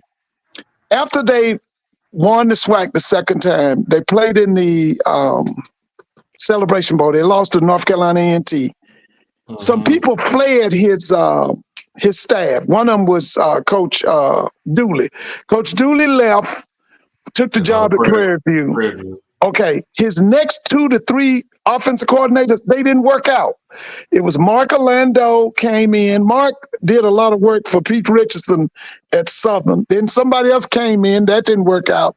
And then they just panicked. And then what really got them was when, like Coach just said, when Jackson State, brought in Deion Sanders, Grambling was of the mindset, we got to do the same thing. So they cut him. I mean, really, they didn't think it through. And then they brought in Hugh Jackson, and you know the rest of the story. But I really do believe that Coach Favre will get another chance somewhere. I don't know if it'll be at Grambling or where, but I think he gets another chance. Because he did great work. He did great. We put together a good staff. They won the SWAC twice. They went to the Celebration Bowl twice. They won one, and they beat North Carolina Central the first time they went, and they lost to A&T the second time they went. I'm Okay. with you, Mr. Ford. I'm with Yeah, you. yeah, Everything you just say, you can put a star by it because yeah, I think just what you just said, that I still feel like it happens all across the country. It's so much pressure yeah. on a guy. He don't got time to do anything. Like if a coordinator's bad, he goes and finds him. But to find good offensive coordinators in the HBCU world is very difficult. Right. It Um, is. It is. I mean, you got people that's been behind y'all back trying to buy me out of here to come call plays for them. Oh yeah, I can believe that. I can And believe I'm it. But like, see, when I coached, the principal, I was close with one of my principals, and what he told me was this. He said, when I look for a football coach, as for the head man, I usually look for an offensive head coach because he felt that offense was harder to put together than defense. And I didn't really understand it at the time, but now I do. Since I've worked in coaching, uh, there's not a lot of people who can put an offense together. It's much easier to put a defense together than offense. Like I told them people said, now y'all can cut the fool if you want to, but y'all better give Willie Simmons some more money. Because them that's white right. folks see him now. And I'm going to tell you right now, they're going to throw a bag at him. You better keep him happy. Because Willie Simmons can coach on any level. Don't let nobody fool you. I'm a coach now. I sit and watch him. He can And coach on guess any what? level. And guess what? His alma mater definitely needs an offensive coordinator. So they That's what better I'm hurry up with telling you. that, They man. better, hey, I told him at that game Saturday, y'all better give him some money in there. Doc, I told Dr. Laurie, y'all got to give him some money. Not only that, Willie got a good staff down there, FAMU. Now Yeah. that guy who is his defense coordinator, that guy should be up for one of them assistant coach of the year award or something. Because that guy done did a great job down there with that defense at FAMU. No I, question. I, I can't think his name. He's a white guy, but that guy's good, man. No question. You talking about some good. I mean, I said the same thing about Coach Barry's defensive Yeah, coordinator, Jordan Adolpher. He yeah, deserves a shot. I mean, but as black people, will we give him a shot because he's too white to be a head coach in our level? yeah. He's good. I've seen him too. I But you listen. didn't He answer came my through. question. You didn't answer my question, Mr. Ford. Will they But not give him a chance because he's white? no, I'll give him a chance. Because let me tell you something. The last one I saw was Jay Hobson. Jay And Doc, you Hopkins. know how I feel about Jay Hobson now. I thought Jay Hobson was the, but listen, I was hurt when Jay Hobson left Alcorn and went to Southern Miss. I was hurt because I love watching him now. No, I ain't got no problem. Listen, I didn't have no problem with Art Browse being at Grambling. That was Doug and them. That wasn't me. I ain't had no problem. Let me tell you something. I watched. I had been following Art Browse since he was at Houston. And Right. listen, I'm like this now. When you got an outstanding coach, I'm with him. I'm with him. Them guys are something else, man. But that Art Browse guy on that P5 level, that guy was one of the top offensive minds in the country. That's They can right. say what they want. That's right.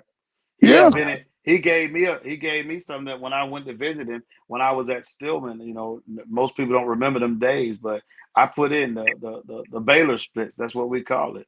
So yeah, now that guy when was you good, got man. when you put outside linebackers out there, you put your best slot. That guy got to determine whether he gonna cover the box or he gonna cover that player. Which one he That's gonna do? right. That's right. Yeah, I've been I've been following Coach Browns when he was at Stephenville High School. That's how long That's a I've been long following time. Coach Browns, man. Yeah, Even when he was at Stephenville, his son Kendall, yeah, Kendall. went up to Friendship up in Lubbock. Then like I said, he took the job at Houston, turned that around. Then Yes, took he the job did. he took the job at Baylor, and with me and Dr. Cavill, we can sit here and talk about Art Browns all day, what he done at Baylor, Oh yeah, and what he done just on the high school level and stuff like that. He's done a remarkable job. I the you know Did he get a raw deal when he was at Baylor? All the stuff that was going yes, he on, did. he did Yeah, because like he said, I am not the police. I am just a football coach. right. Okay, but I think more people was trying to see him to try to get him to show more compassion towards towards the victims. But then you can't really show too much compassion when one of the victims lied on one of his star players, and he ended, that case ended up him being not found not guilty. They dropped the charges, and it's like what was all that for? Like it was all Doc, for nothing. Well, Doc, he was in a bad situation as a coach. You got to protect your player. Your player, you can't let him lose trust in you that he believes that you already think he's guilty. So by him showing compassion sometimes, he had to stay neutral, which Mr. Ford is, again, why I said that I will not call plays. I will be a part of it, but I must manage my team to make sure that we don't get them. They got to understand that here's where we at. This is what's going on, and try to keep their focus where they need to keep the main thing. Right. Oh yeah. Well, listen, Arkansas has forgiven Bobby Petrino. Don't get me started on that right there. Because we said that last time. Coach, I'm about to get Coach. How do you do what he did? If I'm Sam right now, I might as well just pack my bags because they're gonna give him another shot at being the head coach. They brought him back to see how the fans would see how they would act with him being back, because they hadn't won since he left now. Yeah, that's right. They won it, not big time. Because he beat Nick one time, didn't he? Yes. Yeah, he beat Nick. Oh yeah. So I'm just worried about, but let's since we brought it up, I think about people like LC Cole. LC Cole is a great man. Yes, Do you he hear is. me now? When I say he is a good man. Right. Other people can do the same things or similar things that happen, and they can't be forgiven. Black folks have a tendency of building a cross and hanging you on it, and never let the man have another opportunity of doing what he's gifted at. Now, right. We're not talking about a person he's gifted. He know how to handle the kid. He's 76 or 70. No, he's not. He's 67 years old, 68, and he get around. And I'm 46, and I'm talking about he be all over the place. Oh yeah. He motivates his kids. They want to play for him. They all want. Why can't he get another shot? Now, didn't LC coach under Nick Saban at Toledo or somewhere? You just exactly right. He's coached everywhere, Power Fives, the whole nine. But he can't even get a phone call about possibly coaching a team. Well, you know what though? Y'all do your thing over there. Y'all will be all right.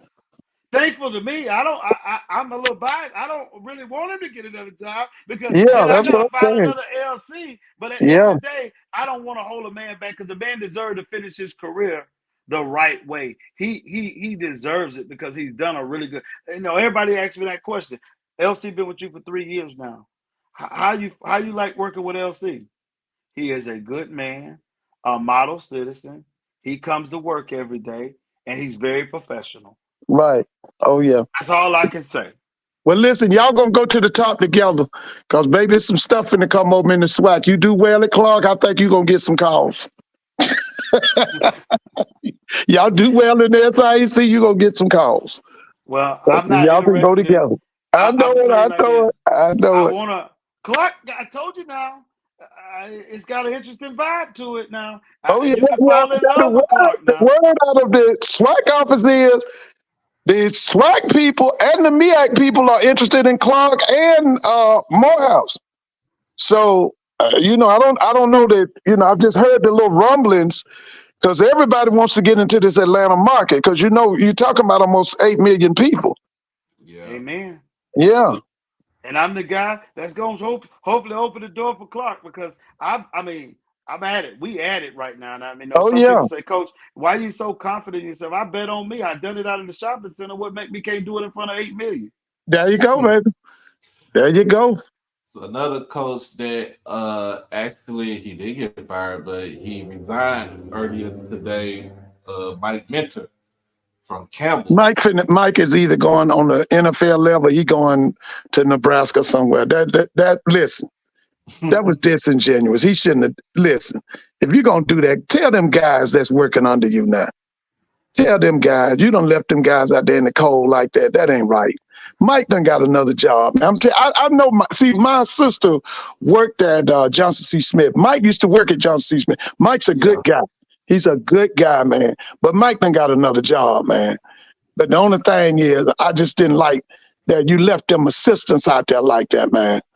You should have gave him a heads up, man. Don't do him like that. Mr. Ford, I gotta come see you. I don't know, man. Yeah, I'll come see you. I'll come over there and see you. No, I need to get a phone number or something. Yeah. Just send it to Doc and let me get. I gotta come see you when I gotta connect with you. You got some history with you now. Oh Yeah. yeah, we be on here, man. I'm telling you, Coach, we be on here on some days. We'll be on the show for about 3 hours talking about stuff from back in the day and what's going on now, and it be the best dialogue that I listen to. You know, I'm like, look, I'm 44 years old. It's some things that I didn't even know about, you know what I'm saying, when it came to HBCUs. I got to Jackson State in 1997, the same year TC came in as a player. Me and him is, you know, pretty much classmates. I learned more stuff about HBCU football from Mr. Ford and Dr. Cavill than from pretty much almost anybody, and yourself too, and Mr. and Damien and President Faison over at Love him. man. I love President Faison. Yeah. Doc, let me tell you I guess who taught me, who mentored me in offense. Mm-hmm. He's a Jackson State guy. His dad was once the offensive coordinator at Jackson State. I'm gonna see if Mr. Ford know who this is. He was under Big Daddy. John Stanley? No. Wait a minute. He was under Big Daddy? I think he was under Big Daddy. He might have went after Big Daddy. What was his name? Melvin Pete. Yeah. Melvin Pete got way back. Now Pete got history at South Carolina State, don't he? Yes. Yes. Coach Pete was a professor. He taught physical education, didn't he? Yes, he did. Yeah. Oh, that's way back. That's W.C. Gordon's staff. That's right. Yeah, I know Coach Pete and them. Coach Pete and them go way back. Now, wait a minute. Is he still living? No, Melvin Pete Jr. Yeah, but the dad, is the dad still living? The dad, no, he's not living anymore. He's okay, so he passed. But I was speaking on his son is who taught me. Melvin Pete Jr. I knew the dad. And Melvin Pete, I hated Melvin Pete at one point in time in my life because he would always make me understand, okay, what coverage we got here. Right. What the corners got in this situation. What's going on here? And he meticulously taught me. And as I got better, you know, I added my own flavor. I went to clinics and I seen people. Now, when I say I go to clinics, I don't go to clinics. I actually call the school and ask, can I go see them? And I go sit down with them and carve out an hour or two. Or when we get to the convention, I go sit down with the people who got the brightest minds. Like I sat down with Art Browse. I sat down with Kyle. Travis Trickett was my GA at Weber. Right. Matt Leone, who's the offensive coordinator at North Carolina Central, was my quarterback coach at Weber. Now, Matt added a lot of value to me because Matt taught me some things about quarterback play that I didn't know. See, I believe in giving people their flowers. Even though he worked under me, nobody works under me. We work for each other. We work together. So those guys added and created value for me that when I finally got my chance to call plays, I was pretty good at it because they had taught me how to do it from the O-line to the wide receivers to the running backs and how all that stuff tied together. A lot of people want to call plays and they play wide receiver, but they can't tell you how to block nothing. Right. Oh, yeah. That's the problem with developing offensive coordinators. They don't understand the big picture. So your principles was absolutely spot on because a lot of people don't have the patience that you can't draw nothing on my board if you don't know how to block it. Tell me what the front is and how we going to block it, how we going to pass protection, who the hot read, what we got going on to get the quarterback out of trouble. Right. Oh, yeah. You're right. Oh, yeah. Dr. Cavell, you are right. My goal is to make Clark Atlanta the best it could be. And if it goes FCS Division I, I'm all for it.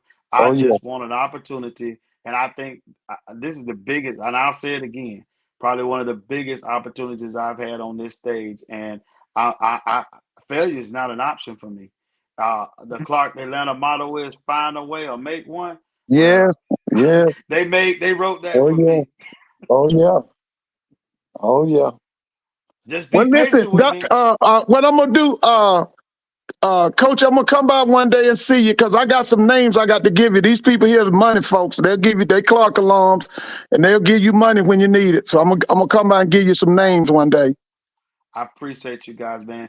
Yeah, And Doc, I'm glad I chose to come on. I've been very selective about, who I talk to and who I give Yeah. interviews to because everybody wants your time. And I just feel like this was a great conversation. And I'm so glad because I met Mr. Ford. And Mr. Ford, I got to meet you. I got to sit yeah. down I'm with gonna you come by and because see you. I'm out of I school got a right now. call. You know this is now. You at the stadium?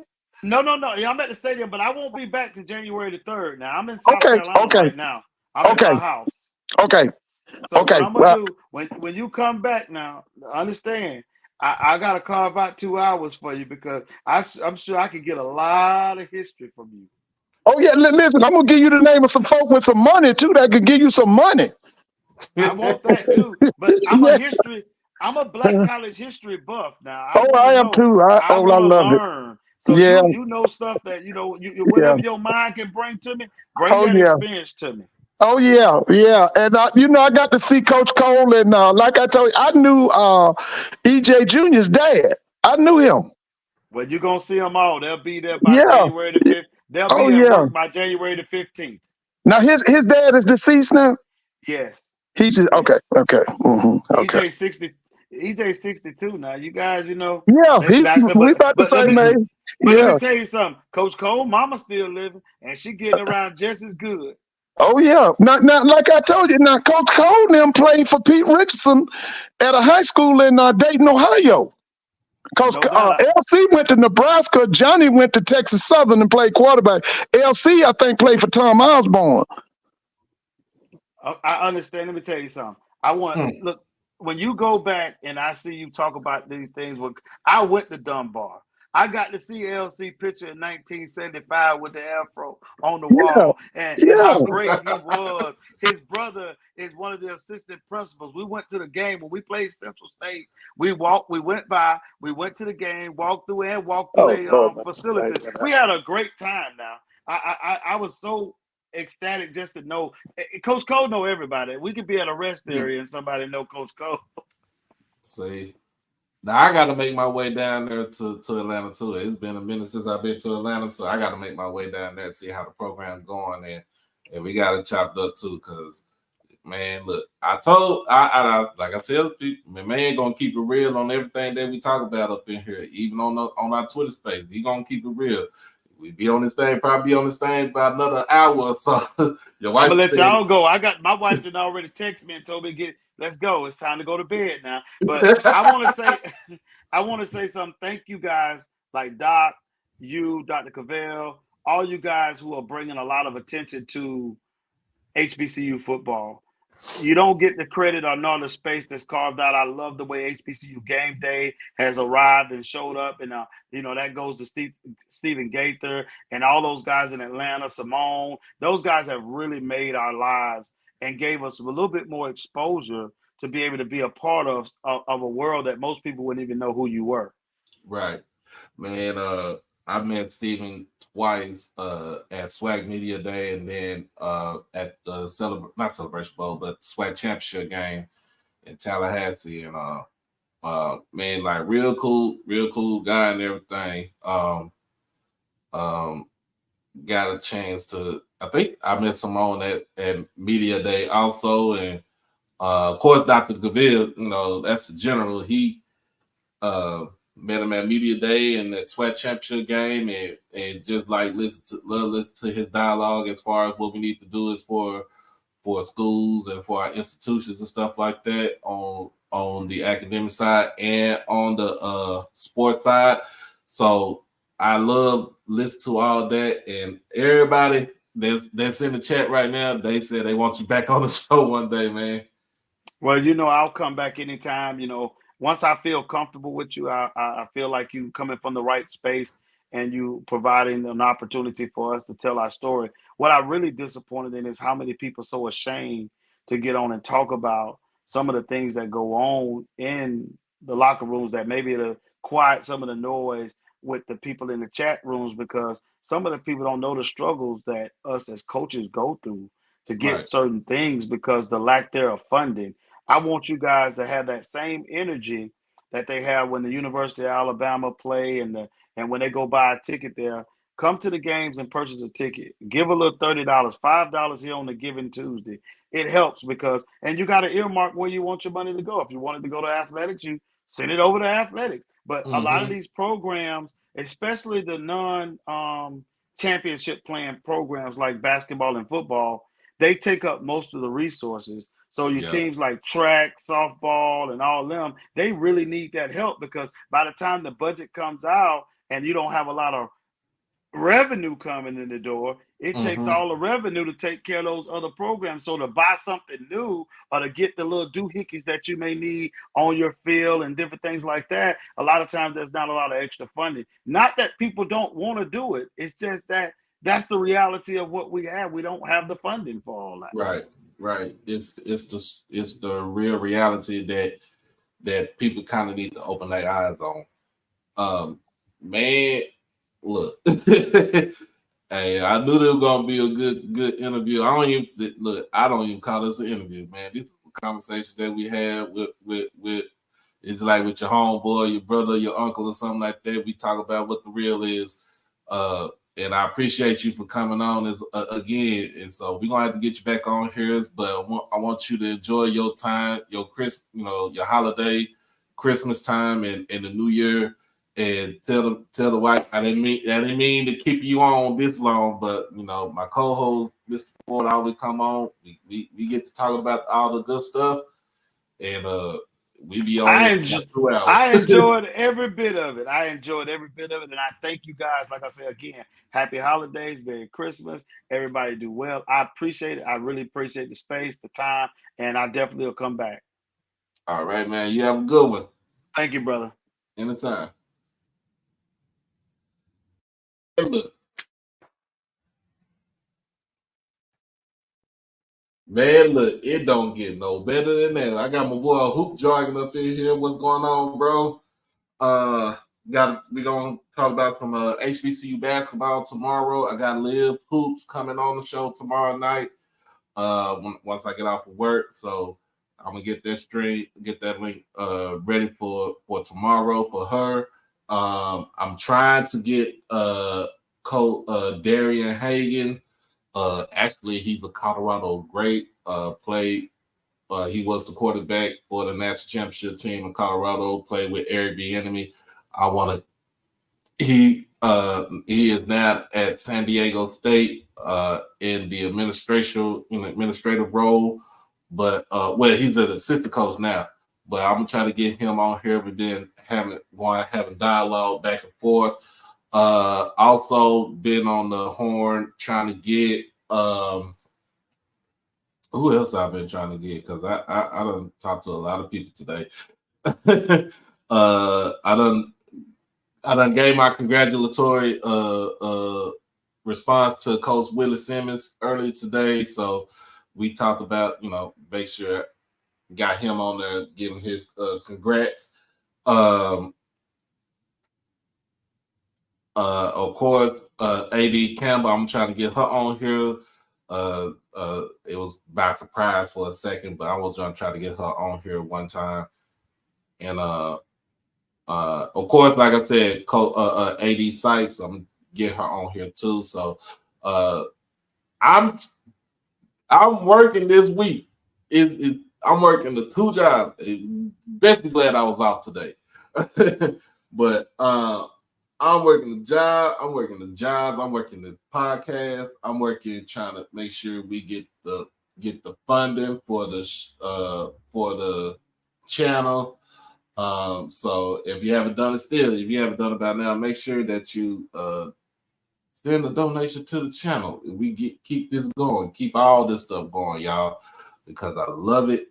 I love it. I love it. I love it. I love it. I love it.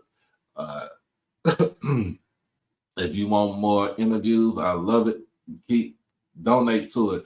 More likely too, I'm gonna have Aaron Webb. He was on the show before this summer. We're gonna talk about. I'm gonna try to get him on this week. Also, talk about what he has done this week that is bringing in some noise for him and the Mississippi Valley State program. Again, like I said, I got Live for Hoops coming on tomorrow. We gonna talk about HBCU basketball, men's and women, and kind of pick a brain about some stuff. Of course, on Wednesday is HBCU Nightly. I don't know if we're gonna be on YouTube or we're gonna be on the Twitter space, but make sure y'all come in and check that out if you are on either platform. And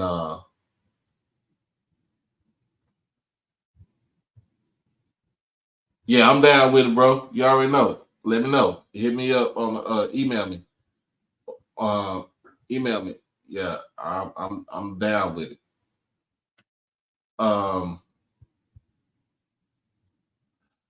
But yeah, make sure we got trying to get these donations rolling.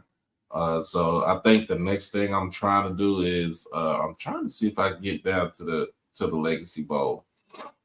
Trying to get down to the Legacy Bowl in New Orleans. That's a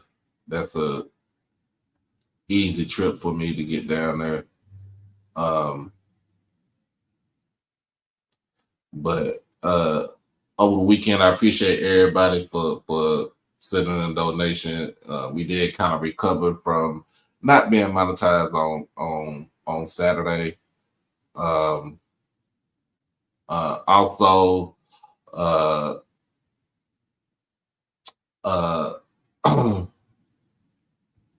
sister Tamona, she loves these. She did bury her grandfather today in St. Louis, Missouri. He was buried with all military honors. So that was a great thing, but a somber, kind of like a somber day, but it was still a great day, great thing for them. Also, like I said, I'm trying to get into some writing. Trying to get into some writing on the side for HBCU sports. Trying to see what we can do as far as the topics go.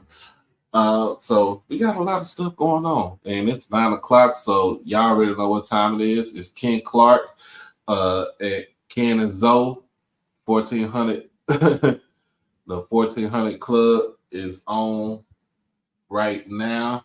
So make sure y'all make your way over there. I am going to go and find something to eat and wash my clothes. As always, man, make sure y'all check out the merchandise on for Merch Sports. If you put in discount code HBCUOD, take 10% off of that code for your purchase. Other than that, we'll be back on here tomorrow evening. Live for Hoops. As always, man, y'all be blessed. Y'all stay safe. Y'all hug loved ones. What day you here? Next day you gone. See y'all Tuesday night. Peace.